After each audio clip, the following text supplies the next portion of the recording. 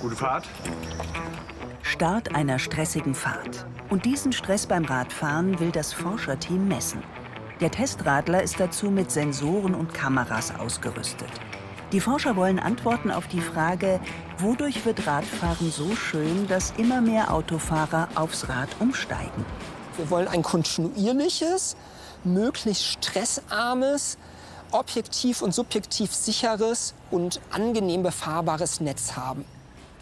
Ein gutes Radwegenetz. Mehr Platz für Radler und Fußgänger, weniger für Autos. Okay. So.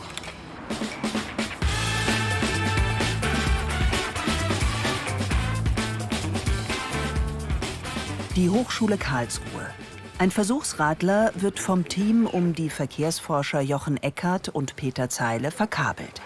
Eine Eye-Tracking-Kamera soll den Forschern Durchblick verschaffen. Sie zeichnet auf, wohin der Radfahrer blickt. Die Forscher wollen ihm quasi beim Denken zuschauen. Was sieht er, wenn er Stress empfindet? Das Ziel? Die Radwege angenehmer gestalten. Wir wollen wissen, was erleben die Radfahrer aus ihrer Perspektive. Ja, also nicht mehr den Radfahrer von außen beobachten und irgendwo schauen, was er denn da so hat, sondern wir wollen uns in die Rolle der Radfahrenden reinversetzen. Dazu messen sie auch Körperwerte, die Auskunft geben über den tatsächlich empfundenen Stress. Dieser Sensor nimmt sie permanent während der Fahrt auf.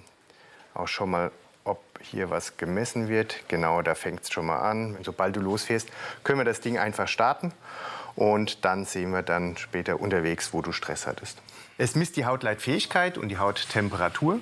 Und sobald die Hautleitfähigkeit steigt und die Hauttemperatur sinkt, ist das so den Effekt, den kennt man, kalter Angstschweiß. Es gibt so ein bisschen Gänsehaut im Nacken, man zieht den Nacken ein bisschen ein. Und das ist ein Indikator für Stress.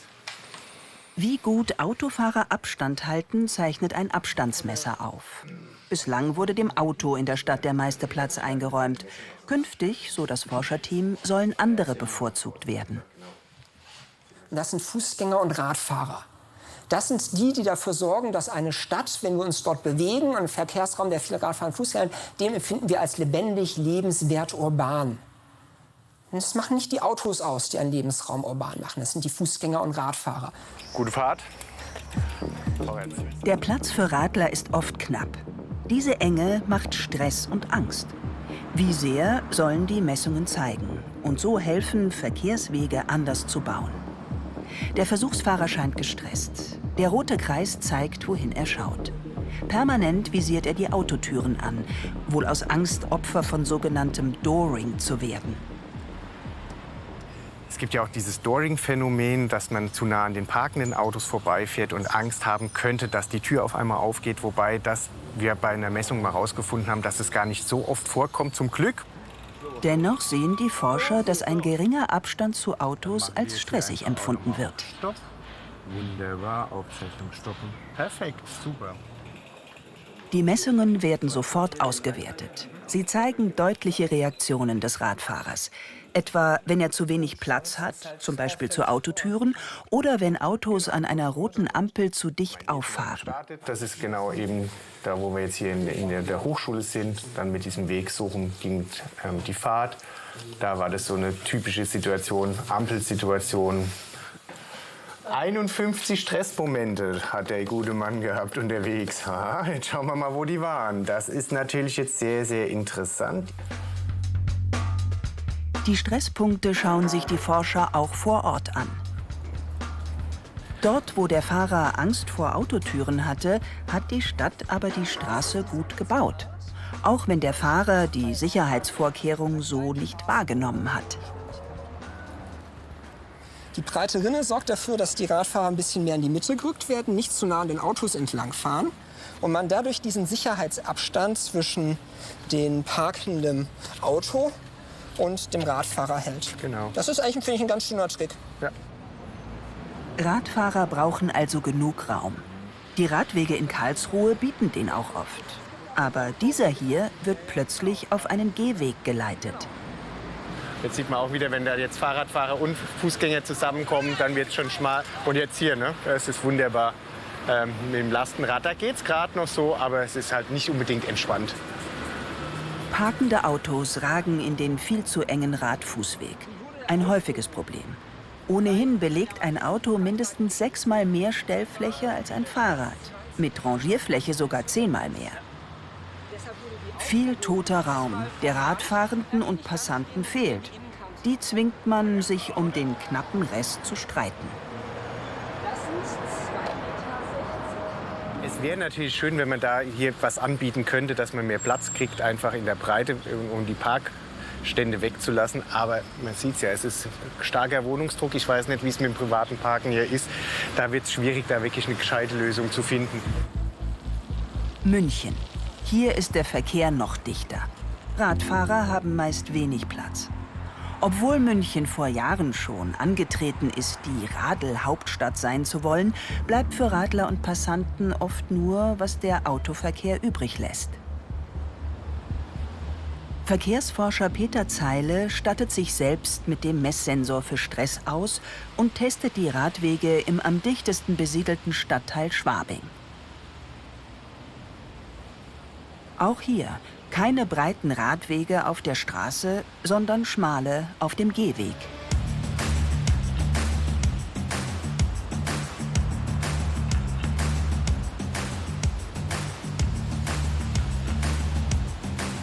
An einer stark befahrenen Kreuzung wird es besonders eng. Zeile hat kaum Platz für sich und das Fahrrad. Kein Abstand zwischen Radlern und Passanten. Letztere müssen hier sogar auf dem Radweg stehen, wenn sie die Ampel drücken wollen.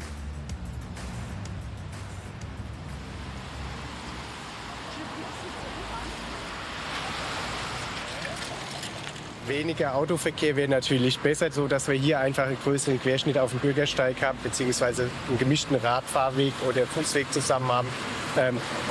Aber eine Spur wegnehmen wird hier auch schon wieder schwierig. Also man muss gucken, wie man es anders verteilen kann. Aber es ist nicht einfach. Ein paar hundert Meter weiter kommen sich Fußgänger und Radfahrer an einer Bushaltestelle ins Gehege. Die Fußgänger müssen, um den Bus zu erreichen, zwangsläufig den Radweg queren. Stress für alle Beteiligten.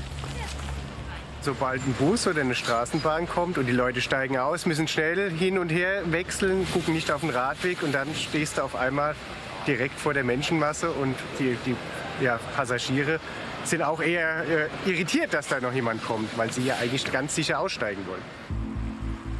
Die Radwege sind nicht vom anderen Verkehr getrennt. Das bedeutet Stress für alle. Bei sich selbst kann Peter Zeile das ganz klar im Messergebnis sehen. Aber es gibt sie. Breite Wege für Fußgänger und Radfahrer, auch in München. Doch sie sind die Ausnahme und enden schon nach wenigen 100 Metern. Vermutlich deshalb fährt jeder Auto und steht im Stau. Mit diesem Radweg, wo wir gerade stehen, bin ich sehr zufrieden. Wir haben aber noch eine Vielzahl von Radwegen vor uns, die besser werden müssen. Einige Straßen, auch wo gar keine gute Radinfrastruktur da ist. Von dem her, die Schulnote ist noch nicht da, wo ich sie haben möchte. Luft nach oben, aber wir sind auf dem Weg. Wenige Meter weiter sieht derselbe Radweg so aus. Schmal. Und er kreuzt einen Fußgängerübergang.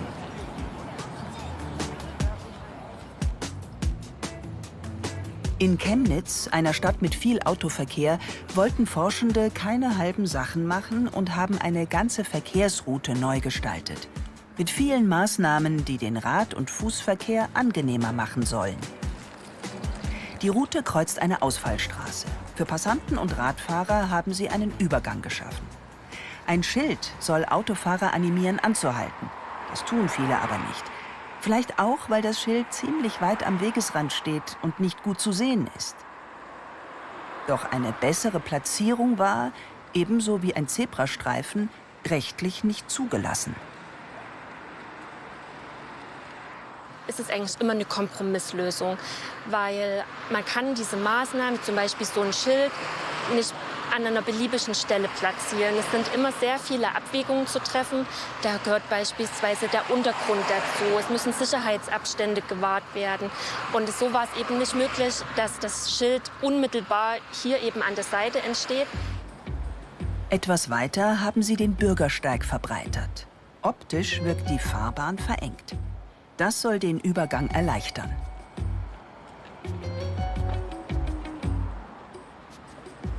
Zudem durften die Forschenden einen Parkplatz wegnehmen und darauf Sitzgelegenheiten bauen. Größere Eingriffe wie Tempolimits oder Zebrastreifen waren nicht möglich. Viele Maßnahmen, Rad- und Fußverkehr mehr Raum zu geben, lassen Gesetze oft nicht zu. Es ist in der Straßenverkehrsordnung nicht vorgesehen und in den verkehrsbehördlichen Entscheidungsprozessen auch nicht hinterlegt, dass man sowas mal ausprobieren kann als temporäre Intervention. Und das macht es halt sehr, sehr schwierig. Die Straßenverkehrsordnung hat halt eine Gedankenwelt, den Autoverkehr vor den übrigen Verkehrsteilnehmern zu schützen. Nicht umgekehrt. Widerstand von Rechts wegen, aber auch von manchen Anwohnern. Die haben die Sitzbänke verbrannt und beschmiert. Vielleicht aus Ärger über den Verlust eines Parkplatzes. Der Kampf um die Fläche in den Innenstädten hat begonnen. Und es scheint, dass jeder Parkplatz massiv verteidigt wird und es heftigen Widerstand gegen jede andere Nutzungsform gibt. Dabei sind die hier getroffenen Maßnahmen ohnehin nur sehr klein, wie etwa eine Fahrradservicestation, von der, kaum aufgestellt, gleich mal Werkzeug geklaut wurde.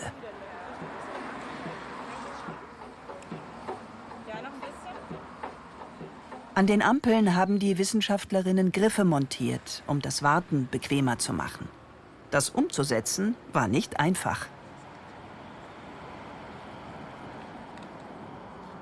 Ich finde es ein bisschen traurig zu sehen, ne, dass man wirklich dann auch so vehement und so mit Nachdruck für etwas einstehen muss und auch immer wieder das vortragen muss, wo ich sagen würde, es sind einfach ganz normale menschliche Bedürfnisse, auch an der Stadtbevölkerung sozusagen, zu sagen, wir leben einfach nicht nur durch den Autoverkehr und die Autos, die in den Straßen abgestellt sind. Die Wissenschaftlerinnen haben die Menschen bei der Planung nach ihren Wünschen gefragt. Und auch jetzt, wie sie die Maßnahmen finden. Inwiefern sagen Sie, dass die Fahrradstraße dazu beigetragen hat, dass sich die Verkehrssicherheit verbessert? Dadurch, dass es ja eine reine Fahrradstraße ist, hat sich natürlich von Radfahrern deutlich verbessert. Okay.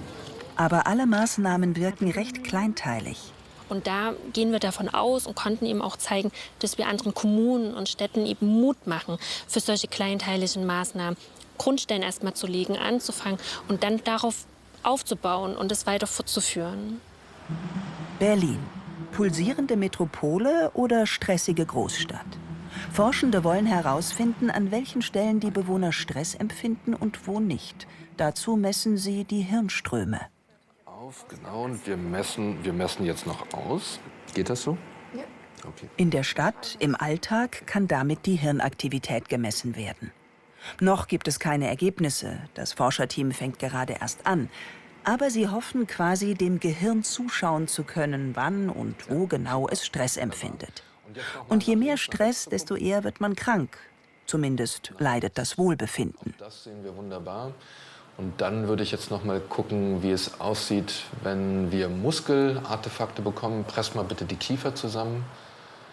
Sehr schön, Dankeschön. Wir sehen, dass spezifische Bereiche im städtischen Kontext zu deutlich erhöhter Stressreaktion oder vielleicht auch zu einer Verbesserung im Vergleich zu einer Baseline führen. Dann wären das wichtige Hinweise darauf, welche stadtplanerischen Aspekte hier potenziell verbessert oder eben behalten werden sollten, um menschliche Gesundheit in zukünftigen Städten zu fördern. Dann geht es raus. Zuerst in einen Grünbereich. Die Technik wird gestartet. Ein Rekorder im Rucksack beginnt, die Hirnströme aufzuzeichnen. Und eine Eye-Tracking-Kamera, was sie sieht. Zusätzlich soll die Versuchsperson auch Fragen zu ihren Empfindungen beantworten, die ihr eine App stellt. So, Test. Wir schicken dich jetzt los und du hast einen bestimmten Weg, den du einfach bewusst aufmerksam jetzt abgehst bis vorne zu der Kreuzung. Da kommt eine Brücke, da machen wir dann den nächsten Stopp, machen die nächste Erhebung und von da aus gehen wir dann in einen anderen städtischen Kontext und machen das Gleiche nochmal. Okay? Die App fragt sie nach ihren subjektiven Eindrücken. 3-mal am Tag wird dich die App daran erinnern, eine Antwort zu geben, dazu, wie deine aktuelle Emotion ist. Dazu registrieren wir ein GPS-Signal. Befragung, Hirnströme, Augenbewegung. Später soll all das Auskunft geben, welcher Ort Stress erzeugt. Grundlage für eine Stadtplanung fürs Wohlbefinden. Doch, man fühlt sich wohl. Es ist entspannter. Ist auch schön mit den ganzen Leuten jetzt drumherum. Doch gute Stimmung, die sich ausbreitet. Ein paar Meter weiter ist es mit der Ruhe vorbei. Studien zeigen, dass fehlendes Grün, Lärm und Feinstaub das Gehirn belasten und krank machen können. An welchen Orten in einer Stadt das aber genau passiert, weiß man noch nicht. Das sollen die Messergebnisse künftig zeigen. Schon stressiger, muss aufmerksamer sein, aufpassen. Ja, braucht ein bisschen mehr Kapazität. Es ist anstrengend, sich in der Hektik und Enge des Verkehrs zurechtzufinden. Und dem kann man in der Großstadt meist nicht entfliehen. Das erzeugt Stress. Und chronischer Stress kann krank machen.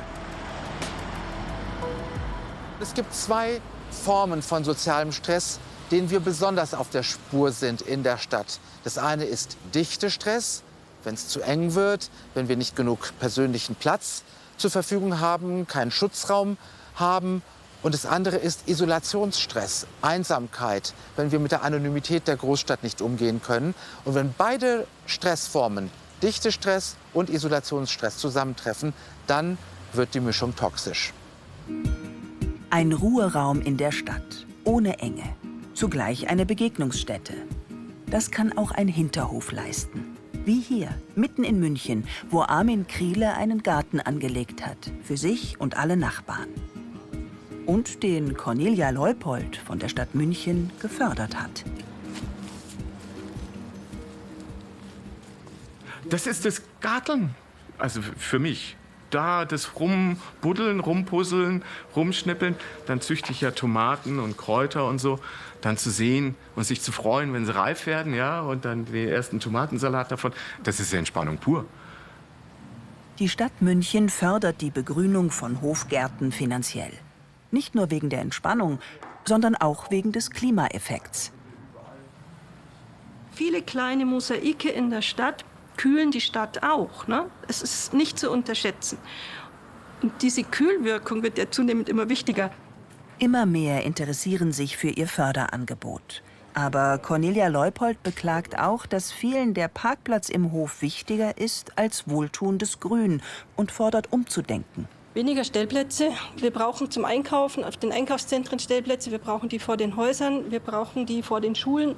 Überall wollen die Autos geparkt werden. Die Leute wollen überall direkt vor die Haustür fahren können. Dieses Verhalten ist eigentlich kontraproduktiv für eine Stadtgesellschaft. Bäume auf Wanderschaft. In der Stadt. In einem Demonstrationszug des Vereins Green City schieben und ziehen Demonstranten Bäume durch München. In einer Straße im Stadtzentrum werden diese mehrere Monate lang aufgestellt. Dort sollen sie dann zeigen, welchen Mehrwert Grün für die Bewohner hat, statt Autos. Mit der Aktion will der Verein zum Umdenken anregen. Parkplätze in Baumplätze verwandeln. Es geht darum, diesen Aha-Effekt zu erzeugen und den Bäumen eine zentrale Rolle zu geben und auch zu demonstrieren, dass Straßen nicht nur für Autoverkehr da sind. Weniger Auto, mehr Baum. Vielen gefällt das, aber nicht jedem. Auch nicht die Demonstration für mehr Bäume. Autofahrer scheinen genervt.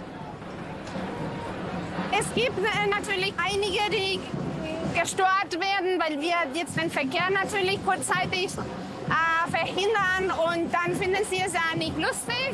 Aber wir wollen ja Aufmerksamkeit erregen für die gute Sache. Aber die meisten sind natürlich schon sehr begeistert oder zumindest überrascht, sagen wir mal. Wenn die Anwohner die Bäume in ihrer Straße sehen, so Silvia González, ist die Reaktion häufig: ein Baum, ja bitte. Den Parkplatz dafür wegnehmen, nein. Es ist schon frustrierend zu sehen, dass manche Leute noch nicht verstanden haben, wie gravierend die Klimakrise ist. Und wir hatten vor ein paar Wochen Überschwemmungen, auch hier in München.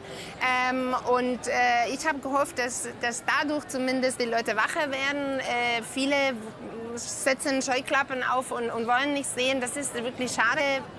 München hat eine negative Baumbilanz. Es werden mehr Bäume gefällt, als nachwachsen, obwohl es einen Plan der Stadtverwaltung gibt, tausende Bäume zu pflanzen.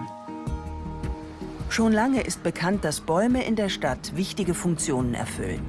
Sie binden Feinstaub, fördern das Wohlbefinden, sorgen für Kühlung. Wissenschaftlerinnen und Wissenschaftler der TU München können jetzt sogar genau berechnen, welche Kühlleistung ein Baum erreicht. Die können sie sogar umrechnen in den Energiewert. Dazu erfassen sie jeden Baum. Sie errechnen seine Höhe und vermessen den Durchmesser der Krone. Auch der Schattenwurf fließt in die Berechnung ein. Eine Kamera nimmt auf, wie dicht die Belaubung ist. Auch die ist wichtig für das Ausmaß der Verdunstung und Kühlung. So ein Baum in der Größe, der hat im Sommer eine Kühlleistung von ungefähr, würde ich sagen, 30.000, 40.000 Kilowattstunden. Und wenn man das vergleicht, so ich denke, ein normaler Vierfamilienhaushalt verbraucht im Jahr 3.000 Kilowattstunden an Strom, dann sind das also 6, 7, 8 Einfamilienhäuser, was dann Strom hier verbraucht würde und was hier dann eben genutzt wird, um die Umgebung abzukühlen. Ein Baum spart also Tausende Euro an Energiekosten jährlich. Mit Sensoren an den Bäumen misst das Team das Ausmaß der Kühlung und kann so die Berechnungen überprüfen. Die Werte für Temperatur und Feuchtigkeit werden kontinuierlich auf einem kleinen Speicherchip festgehalten. Die Kühlleistung steigt exponentiell mit der Größe der Bäume. Erst nach 40, 50 Jahren erreichen sie ihre volle Leistung. Zur Kontrolle führen sie die gleiche Messung an der Hauswand ohne Baumkühlung durch. Es ist erst 11 Uhr vormittags, das heißt, noch ist die größte Tageshitze nicht erreicht.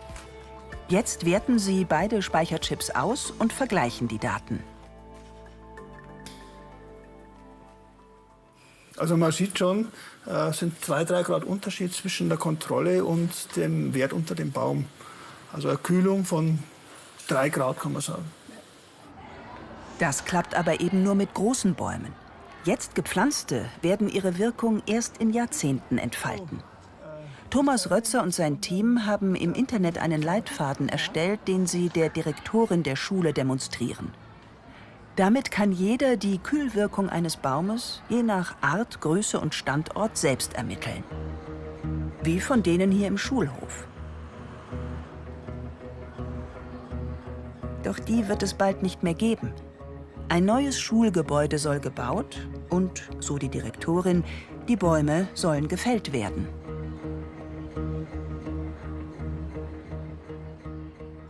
Wir können uns damit noch nicht abfinden, dass diese Bäume alle gefällt werden sollen.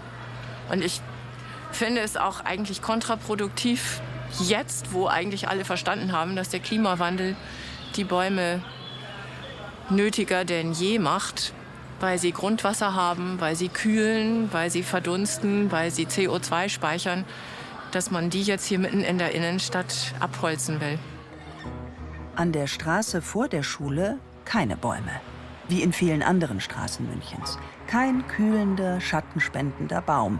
Dafür alles asphaltiert und versiegelt. Man müsste wirklich schauen, die Parkplätze kleiner zu machen oder an den Parkplätzen auch Bäume zu pflanzen und wasserdurchlässige Bodenschichten zu pflanzen, damit diese Bäume, die in Parkplätzen stehen, auch Wasser bekommen. Moosach, ein Stadtteil von München. Hier hat ein Wissenschaftlerteam Messungen der Kühlwirkungen von Bäumen für das ganze Quartier durchgeführt. Mit einem mit Messgeräten bestückten sogenannten Klimarucksack. Denn hier soll, wie an vielen Orten, nachverdichtet werden. Also mehr Wohnraum geschaffen werden. Eigentlich eine gute Idee. Allein für diese Häuserzeilen, so Stefan Pauleit, sind 120 bis 250 neue Wohnungen geplant. Das bedeutet eben auch 80 bis 160 neue Autos, die dazukommen. Und wenn Sie sich jetzt hier umschauen, dann werden Sie sehen, dass überall schon die Straßen zugeparkt sind. Also wo sollen die neuen Autos hin? Und da kommt man auf die Lösung traditionellerweise, dass man Tiefgaragen baut. Und diese Tiefgaragen, die baut man jetzt dorthin, wo es am einfachsten geht, nämlich in die Grünräume. Sie haben Simulationen erstellt, die zeigen, je mehr Tiefgaragen, desto weniger Bäume und desto mehr heizen sich die Häuser auf. Häufig werden die Bäume gefällt für die Tiefgaragen. Ich kann auch schlecht hier wieder Bäume pflanzen auf Tiefgaragen, weil die nicht sehr alt werden, weil die Tiefgaragen auch wieder saniert werden müssen. Also es spricht viel zu viel gegen Tiefgaragen. Der Vorschlag des Wissenschaftlerteams: Quartiersgaragen, also kleine Parkhäuser am Rand der Wohngegend, sodass dort die Bäume erhalten bleiben können. Besonders vorteilhaft ist eine Quartiersgarage in Stahlbauweise, die auch leicht wieder abgebaut werden kann. Ein vor wenigen Jahren sanierter Vorplatz einer Kirche in Schwabing. Kleine Bäume nur am Rand, die Fläche kahl. Mit Thermoaufnahmen können die Wissenschaftler zeigen, wie stark sie sich aufheizt. Das Problem: oft können keine Bäume gepflanzt werden, weil Auflagen des Denkmalschutzes dagegen stehen oder eine Feuerwehrzufahrt gewahrt sein muss. Oder weil es zu viel Leitungen im Untergrund gibt. Wir haben es häufig damit zu tun, dass der ganze Untergrund eigentlich schon belegt ist. Also dass der Baum gar keine Wurzelfläche mehr findet. Also dass man für die Bäume unterirdisch gar keinen Platz mehr hat. Wer mehr Bäume in der Stadt haben will, wird wohl auf Parkplätze verzichten müssen. Davon gibt es in München viele. Entlang vieler Straßenzüge ist das Parken die Hauptnutzung. Die Straße als Lebensort gibt es nicht. Das will eine Gruppe der TU München ändern. Mit einer Bauaktion wollen sie zumindest ein kleines Stück der Straße zum Ort für Menschen statt für Autos machen. Wenn Sie sich hier umschauen, das ist alles zugeparkt, das ist versiegelt. Und ja, es ist wichtig, dass wir ein bisschen Platz schaffen für soziale Interaktion, für mehr Grün in der Stadt. Und wir denken, das ist recht wichtig.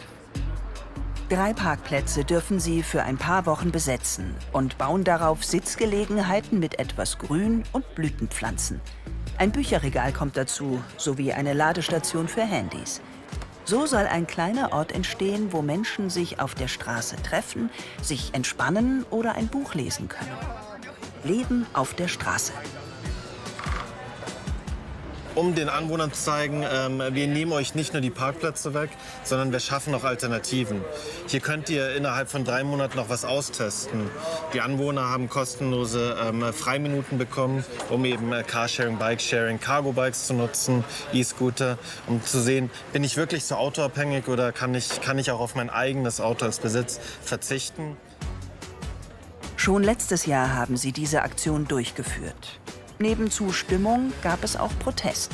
Vielen Anwohnern ist der Parkplatz wichtiger. Daher hat die Gruppe dieses Jahr nur 3 Plätze zugestanden bekommen. Letztes Jahr waren es noch 22.